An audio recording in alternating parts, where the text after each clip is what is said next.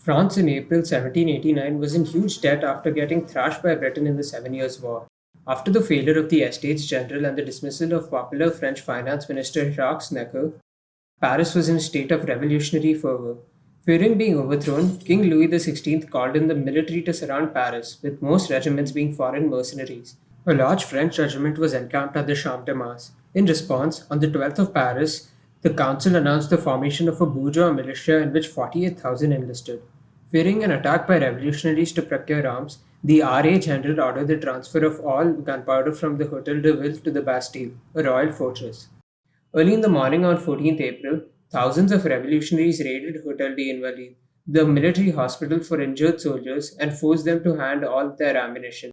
They complied, but the guns had no gunpowder, which had been moved to the Bastille. And so, on the same day at around 10:30, 600 people gathered in front of the outer courtyard of the Bastille and called for the pulling back of the seemingly threatening cannons and the release of the arms and the gunpowder stored inside.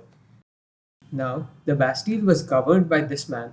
The fortress had 18 cannons, 82 veteran invalids, and had been reinforced on the 7th of April by 32 grenadiers of the Swiss Salisamide Regiment, and had 7 prisoners that day, which included 4 forgers and 1 nobleman's insane son. In an effort to stall them, Governor Delaunay invited 2 representatives from the Hotel de Ville to the fortress and negotiations began. The negotiations dragged on while the crowd grew larger and became impatient. At 1:30 p.m., the angry crowd surged into the undefended outer courtyard with calls for surrender growing even louder. However, it was in vain, as the inner and outer courtyard were separated by a drawbridge and a ditch. Amidst the chaos, a small party climbed onto the roof of a building next to the inner courtyard of the fortress and broke the chains on the drawbridge, crushing one anchor as it fell. Soldiers of the garrison called for the people to withdraw, but amidst the noise and the confusion, these shouts were misinterpreted as encouragement to enter. The crowd seemed to have felt that they had been intentionally drawn into a trap, while attempts by deputies to organize a ceasefire were ignored by the attackers. And amidst the chaos, a gunshot was heard.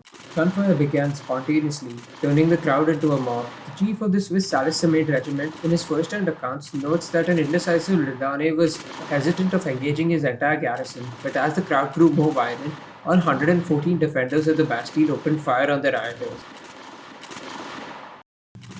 At 2 p.m., a third delegation went into the Bastille to negotiate with Delaunay but remained unsuccessful. Worse, the parliamentarians received a musketry discharge that touches the crowd. The soldiers of the Bastille garrison and the besiegers immediately exchanged fire.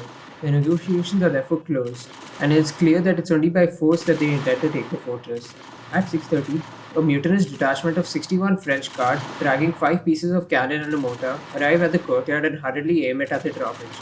In vain did the cannon on the tower reply, as most people had taken shelter from it.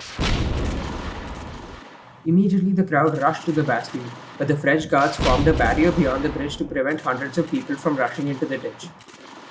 Delaunay had asked for reinforcements to arrive from the Champ de Mars, but the commander ignored these calls. With the possibility of mutual carnage suddenly apparent, Governor Delaunay ordered the garrison to cease firing at 5 p.m.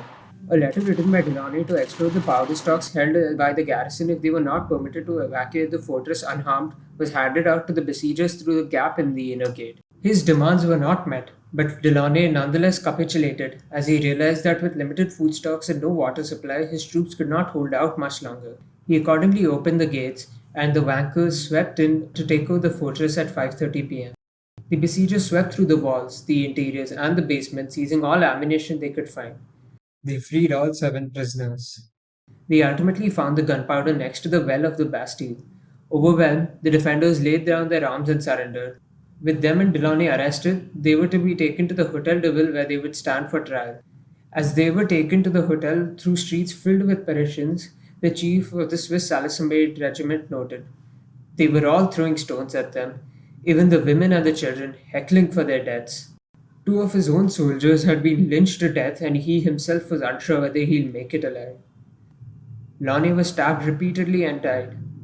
He had his head chopped off and raised on a pike. 97 Parisians and 1 invalid had died during the storming of the fortress that stood as a symbol of royal tyranny. This violence characterized the entire French Revolution, but the common people had for the first time dared to challenge an oppressive system that stood for centuries. The king first learned of the storming only of the next morning through the Duke. Is this a revolt? asked King Louis XVI. The Duke replied, "No, sire, it's not a revolt, it's a revolution."